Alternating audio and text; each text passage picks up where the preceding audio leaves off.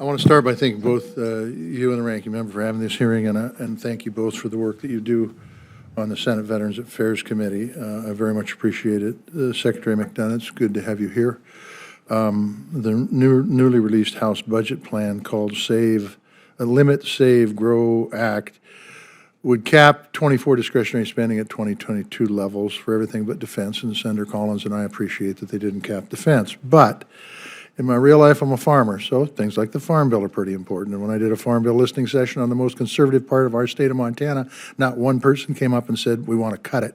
It's All of very them were saying- important. What's that? I said the Farm Bill is very important. Yeah, it is, and it's exactly right. The ranking member would know that too. How we manage our forest lands, very important. How we put money in domestic infrastructure, the bipartisan infrastructure bill, very important. And not the last, but the PACT Act is pretty darn important. And we did some really good work on the PACT Act. Both the folks to my left, all the folks to my left did some great work on it.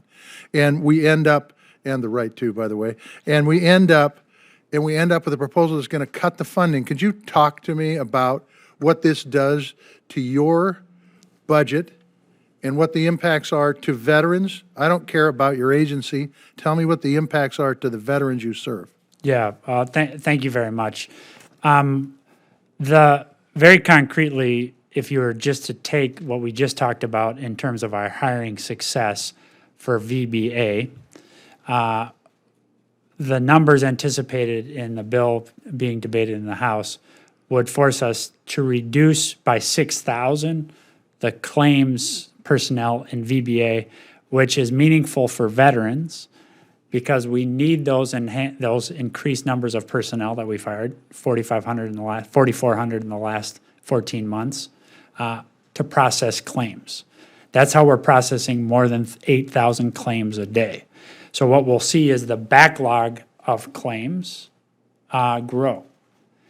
And what that means is veterans having to wait for those compensation payments until we can work through that longer list. Secondly, on healthcare, we anticipate that the numbers currently being debated in the House may result in 30 million fewer outpatient visits.